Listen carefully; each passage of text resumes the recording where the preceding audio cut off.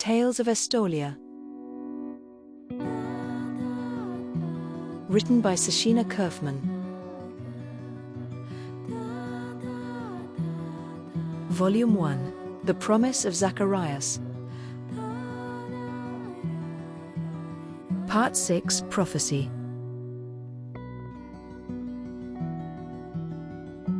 Chapter 5. Rainbow Dawn.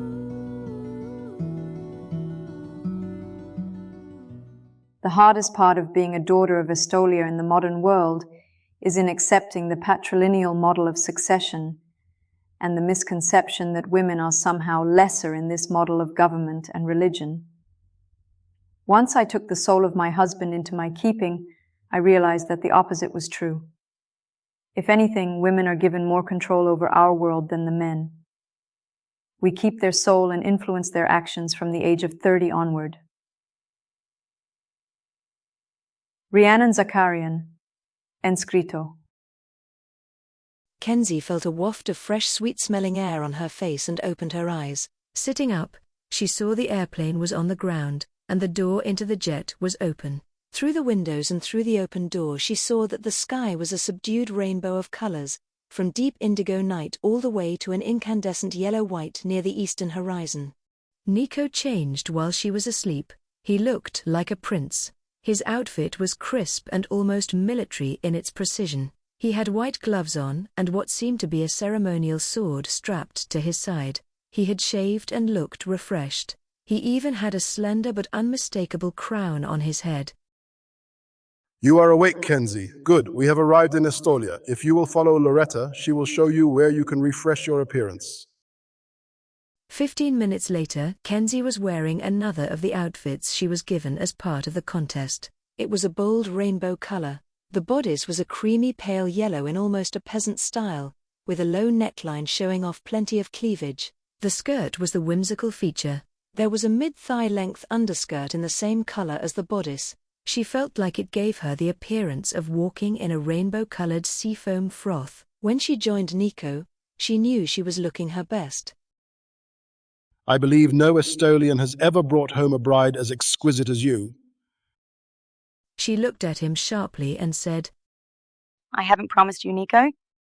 She knew when she said it that it was not true. They both knew she was probably going to marry him, but she did not want him to make assumptions.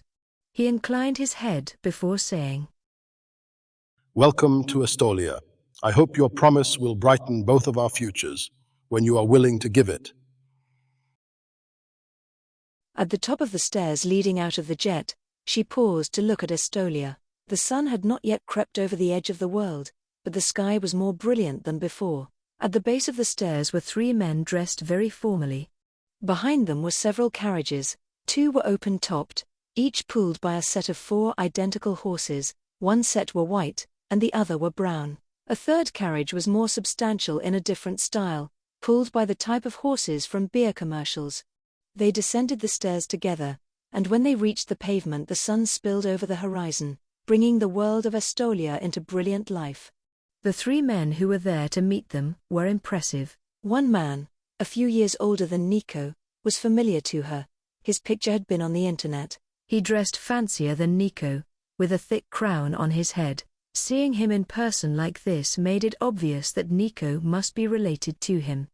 The other 2 men were around the age of 60. One wore a sort of monk's robe in rich purple and green. He looked like he was related to both younger men. He had a goatee and looked very sharp, very intelligent. The third man wore a slender crown, and his clothing was similar to that worn by the 2 younger men, with a cape and sword. All 4 men wore, like an invisible cloak, a sort of ultimate confidence. Like they knew their place in the world and the world knew them.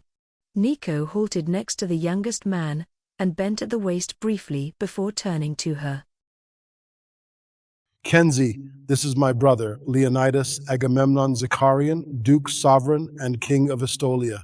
Leon, this is Kenzie O'Rourke, the woman I hope will consent to keep my soul.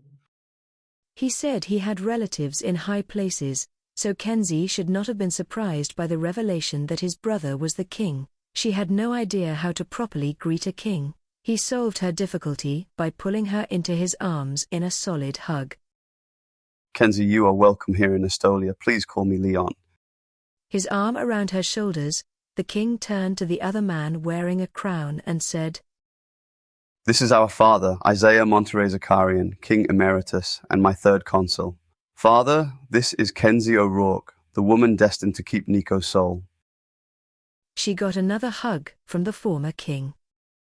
Kenzie, I can see you are truly a special woman. It is my hope that you will choose to bring my son the happiness he deserves. His voice was gruff. Nico grabbed her hand and pulled her over to the man with the goatee. Kenzie, this is Lazarus Ezekiel Zakarian. He is the current keeper of the soul of Estolia, former first consul and former last resort. He goes by the name Zeke. Uncle, may I present Kenzie O'Rourke? By the light of her aura, I knew she was the one who could keep my soul. He stepped towards her and took both of her hands in his, looking at her intently. She had the strange sense that he was looking into her soul. Kenzie, it is more of an honor than you can possibly guess for the three of us to meet you here this morning. His eyes flicked to Nico before returning to her. I see my nephew has selected a woman with a rare and extraordinary strength of will. I have only ever known one other woman with a similar strength, and she it is who keeps my own soul safe and dear. My nephew has probably not had the time to share with you much about himself. He is a humble man. He is also first consul to the king. I can say now he has chosen wisely. You are worthy to keep his soul. You have the sanction of the church. Kenzie did not know what to say to these men. All three seemed to accept her despite her crazy circus freak hair and clothing.